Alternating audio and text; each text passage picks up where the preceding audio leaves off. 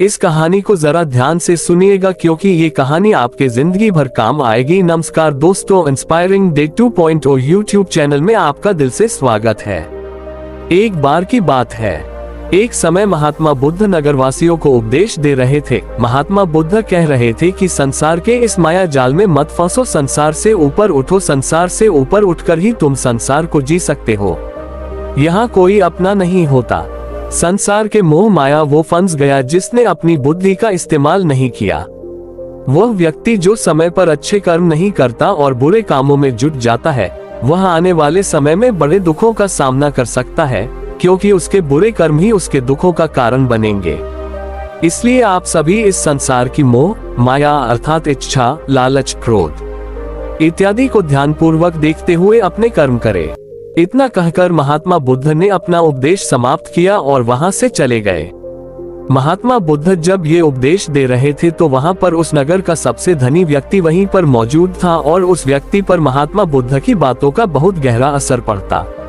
वह सोचने लगा कि अगर सब मोह माया है तो फिर व्यर्थ की मेहनत करना बेकार है, फिर फालतू में क्यों अपने समय को नष्ट किया जाए। जब अंत में कुछ भी नहीं बचने वाला, जब यहाँ पे कोई अपना नहीं होता, तो फिर किसके लिए व्यर्थ की मेहनत की जाए। अब उसका मन अब संसारी जीवन में नहीं लगता था, बस संसारी जीवन से हटने लगा। अब उसे अपना सब कुछ किया हुआ व्यर्थ नजर आने लगा था। देखते ही देखते कुछ ही सालों में उसका सारा व्यापार चौपट होने लगा था। उस धनी व्यापारी के परिवार के सभी सदस्य उसे इस तरह से देखकर बहुत चिंतित रहने लगे थे और जब भी कोई उससे बात करने की कोशिश करता था तो वह धनी व्यापारी एक ही बात कहता, ये धन दौलत तो सब बेकार की चीजें हैं, ये सब तो मोहमाया है, सब बेकार हैं। हम रिश्ते निभाकर क्या करेंगे, ये सब तो मोह है। जीवन तो केवल एक ही है और वह है मुक्ति। अब तो केवल उसी की आस है, उसी की प्यास है। मैं इतना समझ चुका हूँ कि अब से जो भी होगा वह सब अच्छा होगा। अब से उसने व्यापार पर भी ध्यान देना बिल्कुल बंद कर दिया था और देखते ही देखते वह धनी व्यापारी उस नगर का सबसे गरीब व्यक्ति बन चुका था। वह पूरी तरह से निधन हो चुका था, उसका सब कुछ बर्बाद हो चुका था। एक दिन जब उसके घर में खाने के लिए कुछ नहीं बचा तो उसने अपने आप से कहा, ये मैंने क्या कर दिया। सब कुछ तो बहुत अच्छा चल रहा था, लेकिन मैंने अपने हाथों ही सब कुछ बर्बाद कर दिया। आज मेरे परिवार का हर एक सदस्य भूखा है, उनके पास खाने के लिए कुछ नहीं और मैं उनके लिए कुछ नहीं कर पा रहा हूँ। वो ये सब सोच ही रहा था कि तभी उसे याद आया कि उसने महात्मा बुद्ध की बातों में आकर अपना जीवन बर्बाद कर लिया। ना तो उसे मुक्ति मिली और ना ही सुकून। अब तो भोजन के लिए भी आज मुझे रोज मरना पड़ता है, हर रोज मुझे मेहनत करनी पड़ती है, तब जाकर मेरे परिवार को 2 वक्त की रोटी मिल पाती है। अपने परिवार की इस तरह से बुरी हालत देखकर उससे रहा नहीं गया। वह बहुत चिंतित रहने लगा था। तब उसके मन में ख्याल आया कि वह अब किससे मदद मांगेगा, आखिर अब उसका साथ कौन देगा। तभी उसे याद आया कि उसे महात्मा बुद्ध के पास ही जाना चाहिए, क्योंकि बुद्ध के कारण आज उसकी यह हालत है। उसके हालात के जिम्मेदार तो वही है। मैं तो सीधा सीधा अपने मार्ग पर जा रहा था, लगातार अपने व्यापार में उन्नति कर रहा था, लेकिन जब से मैंने उनकी बातें सुनी तब से मेरा मन विचलित हो गया। उनकी फालतू बातों में आकर मैंने अपना सब कुछ बर्बाद कर दिया। मेरे हालात के जिम्मेदार तो वही है, इसलिए मुझे उनके पास ही जाना होगा। अपने मन में क्रोध लिए 2 दिनों की लंबी यात्रा करके वह महात्मा बुद्ध के पास पहुंचा और क्रोध में आकर महात्मा बुद्ध से कहता है, हे बुद्ध, आपको कोई ज्ञान नहीं, आपने सत्य की प्राप्ति की है, आप तो केवल भोले भाले लोगों को फंसाना जानते हैं, अपनी चिकनी छुपरी बातों में उन्हें बहलाना जानते हैं। आप लोगों के सीधेपन का फायदा उठाकर अपनी प्रसिद्धि और अपनी प्रशंसा करवाते हैं। आप हमें ऐसे सपने दिखाते हैं जो कभी पूरे नहीं होते। मैं भी ऐसा ही एक सीधा साधा व्यक्ति था और मैं उस नगर का सबसे बड़ा धनी व्यक्ति था। आपसे मिलने से पहले सब कुछ ठीक चल रहा था, मेरे पास धन की कोई कमी नहीं थी, सारे ऐशो आराम थे, सारी सुख सुविधाएं थी। लेकिन जब से मैंने आपका उपदेश सुना, मैं आपसे इतना प्रभावित हो गया कि मैंने आपकी बातों को ही मानना शुरू कर दिया और वो सारी चीजें छोड़ दी जो मुझे संसारी जीवन से जोड़ती थी, अर्थात संसार की सारी मोह माया मैंने त्याग दी और आज देखिए आपकी वजह से मेरा पूरा परिवार भिखारी बन चुका है। वह छोटी सी कुटिया में रहता है, यहाँ तक कि रोज के खाने के लिए भी नहीं है। आपकी वजह से मैं पूरी तरह से बर्बाद हो चुका हूँ। उस व्यक्ति के इतना कहने के बाद महात्मा बुद्ध शांति से मुस्कुराते हुए उस व्यक्ति से कहते हैं, आखिर तुम्हारे साथ क्या हुआ है और तुमने मेरी बातों का क्या मतलब निकाला।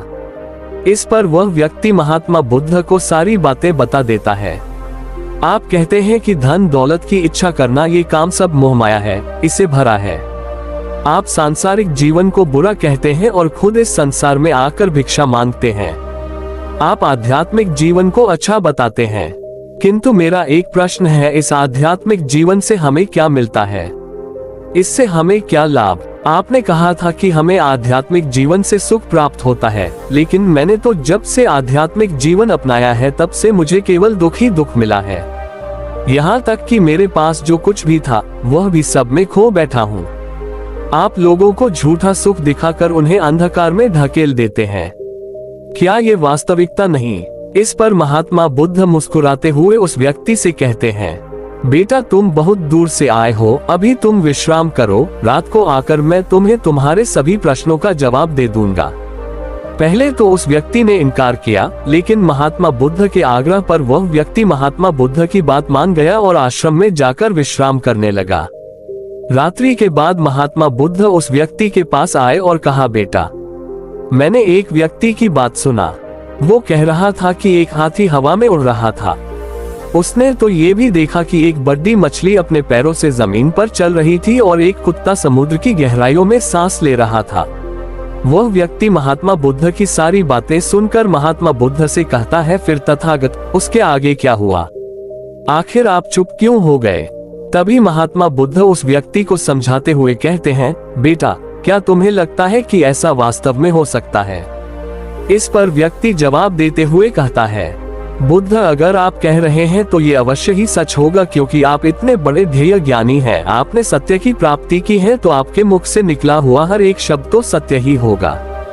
तभी महात्मा बुद्ध मुस्कुराते हुए उस व्यक्ति से कहते हैं, बेटा क्या तुमने कभी पहले ऐसा कभी होते हुए देखा है?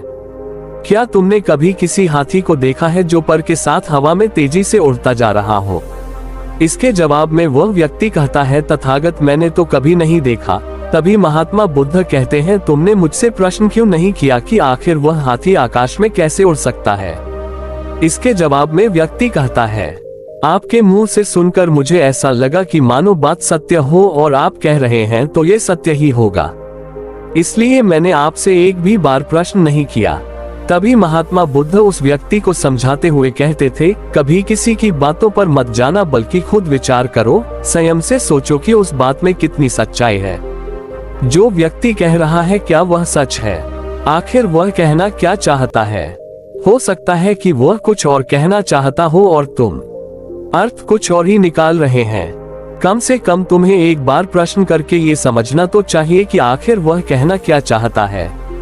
अगर तुम मुझसे पूछते कि आखिर वह हाथी हवा में कैसे उड़ सकता है, तो इसका जवाब मैं तुम्हें अवश्य देता। मैं तुम्हें ऐसा बताता कि एक छोटा सा बच्चा अपने खिलौनों के साथ खेल रहा है। वह हाथी को हवा में उठा रहा है और कुत्ते को पानी में डूबा रहा। और रही बात मछली की, तो वह उसे जमीन पर चला रही है। क्या ऐसा संभव नहीं हो सकता? इसके जवाब में व्यक्ति कहता है, हाँ बिल्कुल ऐसा हो सकता है। महात्मा बुद्ध उस व्यक्ति को कहते हैं, इसी प्रकार मैं कभी किसी को निर्धन या गरीब होने के लिए नहीं कहता। निर्धनता या गरीबी तुम्हारे विकास में बाधक बन जाती है, जिससे तुम और कुछ नहीं सोच पाते, ना ही कुछ समझ पाते हो। इन भिक्षुओं को देखो, जब इन्हें भोजन की आवश्यकता होती है तो ये भिक्षा मांगने के लिए निकल पड़ जाते हैं, लेकिन ये भिक्षा कहाँ से आती है? इसके जवाब में व्यक्ति कहता है, हे तथागत, हर कोई रोज मेहनत करता है ताकि उसके परिवार का पालन पोषण हो सके, और जो वह मेहनत करता है उसके बदले में उसे कुछ पैसे मिलते हैं। उन पैसों से भोजन खरीदता है और वही भोजन वो आपको भी सौंपता है, और वहीं से भिक्षा आती है। तभी महात्मा बुद्ध उस व्यक्ति से एक और प्रश्न करते हैं, बेटा ये बात तो सत्य है, लेकिन तुम क्या मुझे ये बता सकते हो कि आखिर ये धन कहाँ से आता है? इसका जवाब देते हुए व्यक्ति कहता है, तथागत धन तो सभी लोग अर्जित करते हैं, सभी कमाते हैं। तभी महात्मा बुद्ध इस व्यक्ति को समझाते हुए कहते हैं, ठीक इसी प्रकार दुनिया में यदि हर कोई भिक्षा मांगने लग जाए तो आखिर भोजन कहाँ से आएगा? अनाज कौन उगाएगा, व्यापार कौन करेगा और लोगों की रक्षा के लिए धन कहाँ से इकट्ठा होगा?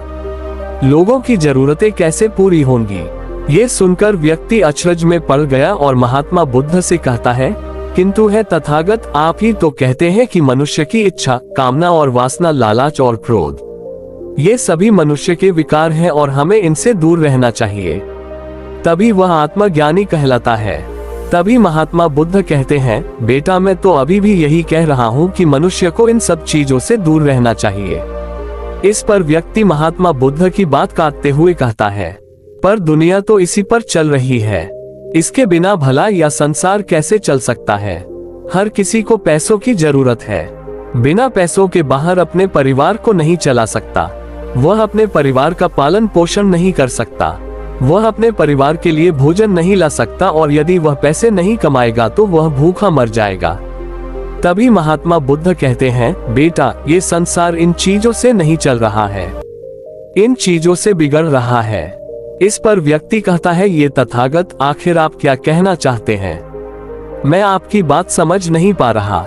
संसार में इच्छा, कामना, वासना और क्रोध ही तो है और जब हम इनका त्याग कर देते हैं तब हम अध्यात्म के मार्ग की ओर आगे बढ़ाते हैं, अर्थात मुक्ति के मार्ग पर, यानी कि हम सन्यासी के मार्ग पर चलते हैं। इस पर महात्मा बुद्ध जवाब देते हुए कहते हैं, बेटा तुमने जो कुछ कहा वह भी एक बहुत बड़ा सत्य है। इच्छा, कामना, वासना और क्रोध, ऐसे ही बुरी भावनाओं को छोड़ डर देने से हम संसार छोड़कर सन्यासी हो जाते हैं और इन्हीं सभी चीजों को छोड़कर भी हम संसार में जी सकते हैं, धन कमा सकते हैं, मान पद प्रतिष्ठा और सम्मान कमा सकते हैं, क्योंकि हम सब अपना कर्म ही तो कर रहे हैं।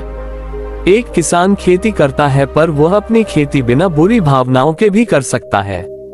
एक व्यापारी व्यापार करता है और इस व्यापार में चीजों को यहाँ से वहाँ पहुँचना होता है और वह व्यापारी इन चीजों को बिना बुरी भावना के कर सकता है। ठीक उसी प्रकार एक राजा भी अपनी प्रजा की रक्षा करता है और वह भी अपने कर्म बिना किसी बुरी भावना के कर सकता है और एक भिक्षु इन सभी लोगों को सही प्रकार और सही कार्य करने के लिए मार्गदर्शन करते हैं, जो उस भिक्षु का क्रम है, जो उसका कार्य है और जो व्यक्ति जागृत होकर अपने कर्मों का सही पालन करता है। वास्तविकता में वही सन्यासी हैं, वही भिक्षु हैं, क्योंकि हम जो भी कर्म कर रहे हैं वह हमारा इस संसार में रहने के लिए, जीवित होने के लिए, जीवन जीने के लिए केवल एक माध्यम मात्र ही है। उसे छोड़कर हम कुछ भी नहीं पा सकते और हमारे सभी कर्म करते हुए हमारा मुख्य उद्देश्य जागृत होना है, खुद को पहचानना है। एक बार यदि हमारे भीतर ज्ञान का उदय हो गया तब हम चाहे जो भी करें, वह फिर संसारी हो या सन्यासी, सब एक ही होते हैं। इस पर व्यक्ति महात्मा बुद्ध से कहता है, हे बुद्ध, किंतु मैंने तो देखा है कि आप अपने संग में उन लोगों को भी शामिल कर लेते हैं जो लोग अपने परिवार को छोड़कर आए, अपने माता पिता को, अपने बीवी बच्चों को छोड़कर आए। क्या आप उनसे कभी ये कहते हैं कि जाकर अपनी जिम्मेदारियां पूरी करो और धन कमाओ और वहीं पर रहकर तुम आत्मज्ञान प्राप्त करो? उस व्यक्ति के प्रश्न का जवाब देते हुए महात्मा बुद्ध कहते हैं, क्या तुम हाथी को हवा में उड़ा सकते हो? इसके जवाब में वह व्यक्ति कहता है, नहीं, मैं नहीं उड़ा सकता। तभी महात्मा बुद्ध कहते हैं, केवल एक बच्चा ही हाथी को हवा में उड़ा सकता है। ठीक उसी प्रकार जिस व्यक्ति को जो बनना है वह तो वह बनकर ही रहेगा, जैसे किसी व्यक्ति को व्यापारी बनना है तो वह व्यापारी बनेगा। ठीक इसी प्रकार यदि किसी व्यक्ति को आत्मज्ञान की प्राप्ति करनी है तो उसे सब कुछ तो त्यागना ही होगा। आगे महात्मा बुद्ध उस व्यक्ति से कहते हैं, बेटा क्या तुम सब कुछ छोड़कर आत्मज्ञान के मार्ग पर आगे बढ़ते, या फिर तुम ये सोच रहे थे कि इस रास्ते पर चलकर जीवन आसान हो जाएगा, जो होगा सब अच्छा होगा, सब कुछ अपने आप ही मिलने लगेगा, मुझे तो कुछ करने की आवश्यकता ही नहीं पड़ेगी, सारे दुख दर्द सब कुछ समाप्त हो जाएगा और जीवन में चमत्कार होने लगेगा और अंत में मुक्ति भी मिल जाएगी। महात्मा बुद्ध की यह बात सुनकर उस व्यक्ति को अपनी गलती का एहसास हो गया। वह महात्मा बुद्ध के चरणों में गिर पड़ा और कहने लगा, हे तथागत, आप सत्य कहते हैं, मैंने तो कुछ ऐसा ही सोचा था, क्योंकि मेरा व्यापार सही नहीं चल रहा था तो मुझे लगा कि सब कुछ छोड़कर सब मिल जाएगा, मुझे कुछ करने की आवश्यकता ही नहीं पड़ेगी और मेरे सारे दुख दर्द हमेशा हमेशा के लिए खत्म हो जाएंगे और मैं आत्मज्ञान भी प्राप्त कर पाऊंगा। तभी महात्मा बुद्ध उस व्यक्ति से कहते हैं, बेटा भिक्षु हो जाना कोई आसान बात नहीं है, इसके लिए सब कुछ त्यागना पड़ता है। एक एक चीज जिसे तुम बहुत प्रेम करते हो, वो सारी चीजें तुमसे एक एक करके दूर हो जाती है। तो क्या तुम भिक्षु बनने के लिए तैयार हो? क्या तुम सब कुछ छोड़कर अध्यात्म के मार्ग में आगे बढ़ना चाहते हो? इसके जवाब में व्यक्ति कहता है, हे तथागत, मुझे मेरी गलती का एहसास हो चुका है। मुझे भिक्षु नहीं बनना, मैं तो व्यापारी ही ठीक हूँ। मैं तो अपने संसारी जीवन में ही खुश था, परंतु अभी मेरे मन में एक प्रश्न शेष बचा है। अगर आपकी आज्ञा हो तो वह प्रश्न भी मैं आपसे पूछना चाहूंगा। तभी महात्मा बुद्ध उसे आज्ञा देते हैं। इस पर व्यक्ति कहता है, तथागत, आप ही तो कहते हैं कि धन नहीं कमाना चाहिए। पद, प्रतिष्ठा, अहंकार हमें दुख की ओर ले जाते हैं और संसार में यही तो है और क्या है। यदि हमें संसारी जीवन जीना है तो हमें ये सब तो करना ही पड़ेगा। तभी महात्मा बुद्ध मुस्कुराते हुए उस व्यक्ति से कहते हैं, क्या तुम्हें भूख लगी है? इस पर व्यक्ति कहता है, हाँ तथागत, मुझे बहुत भूख लगी है। तभी महात्मा बुद्ध उस व्यक्ति को भोजन करवाते हैं और उसे भरपेट भोजन खिलाने के बाद महात्मा बुद्ध उस व्यक्ति से कहते हैं, लोग और खाओ, ये सब तुम्हारे लिए ही है। इसके जवाब में वह व्यक्ति कहता है, तथागत, मैं पहले ही बहुत ज्यादा खा चुका हूँ, अब मुझसे और नहीं खाया जाएगा। मेरे पेट में अब जरा भी जगह नहीं रह गई है। यदि मैंने और अधिक खाया तो मेरा पेट दर्द करने लग जाएगा और फिर मुझे तरह तरह की परेशानियां होने लगेंगी। मैं परेशान हो जाऊंगा। तभी महात्मा बुद्ध मुस्कुराते हुए उस व्यक्ति से कहते हैं, बेटा, मैं भी तो तुम्हें यही समझाने का प्रयास कर रहा हूँ कि जितनी जरूरत है उतना ही खाओ, क्योंकि हर चीज जब हद से ज्यादा हो जाती है तो वह नुकसान जरूर पहुंचती है। फिर वह चाहे धन हो, चाहे इच्छा, चाहे लालच या फिर कामना या वासना, सब कुछ हद से ज्यादा आपको नुकसान ही पहुंचाएगा और यह सब आपको केवल दुख ही देंगे। इसीलिए इन्हें नियंत्रण में रखना चाहिए। जीतने की हमें आवश्यकता है उतना ही हमें चाहिए, और जब आप इसे नियंत्रण में रखते हैं तो ये कभी आपको दुख नहीं दे पाएगा। आप हमेशा सुखी रहो। आगे महात्मा बुद्ध उस व्यक्ति से कहते हैं, सुनो, धन कमाना आवश्यक है क्योंकि धन की कमी नहीं होनी चाहिए, भोजन की कमी नहीं होनी चाहिए, किसी भी कार्य को करने के लिए मन में इच्छा की कमी नहीं होनी चाहिए। लेकिन उसी के साथ में ये भी ध्यान रखना है कि इच्छा अत्यधिक भी नहीं होनी चाहिए, और मैं तुम्हें यही समझाने का प्रयास कर रहा हूँ। इसीलिए जाओ और धन कमाओ।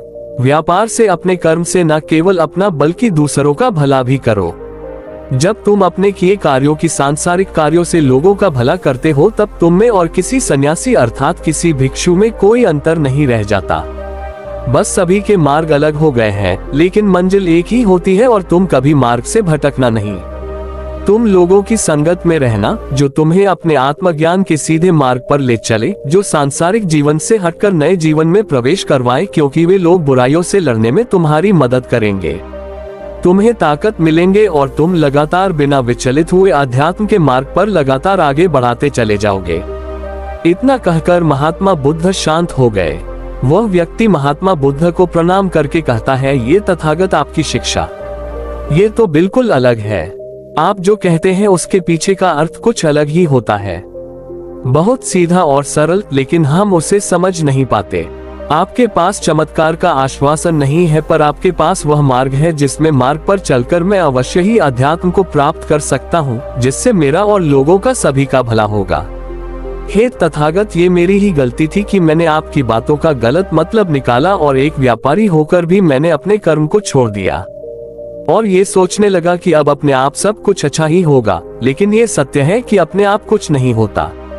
जब हम हाथ पैर चलाएंगे, काम करेंगे, कर्म करेंगे, तभी हमें फल मिलेगा। जब हम हाथ पैर मारना छोड़ते हैं तो नदी का बहाव हमें अपने साथ बहाकर ले चला जाता है और तब हमारे हाथों में कुछ नहीं रह जाता, और यही मेरे साथ भी हुआ है। तथागत, आज से मैं आपको वचन देता हूँ कि मैं अपना कर्म पूरी ईमानदारी के साथ करूँगा। आपके दिए हुए मार्ग पर मैं पूरी ईमानदारी से चलूंगा। मैं आपको वचन देता हूं कि मैं एक अच्छा व्यापारी और एक अच्छा इंसान बनकर रहूंगा। मैं आत्मज्ञान के मार्ग पर अपने कर्म करते हुए आगे बढ़ता रहूंगा। इतना कहकर वो व्यक्ति महात्मा बुद्ध को प्रणाम करके वहां से लौट गया। बाकी अगर ये कहानी आपको अच्छी लगी हो तो इस वीडियो को लाइक करें और ऐसी और कहानी सुनने के लिए इंस्पायरिंग डे 2.0 यूट्यूब चैनल को सब्सक्राइब करें। तब तक मिलते हैं हम आपसे ऐसी ही एक और प्रेरणादायक कहानी के साथ अगले दिन। धन्यवाद।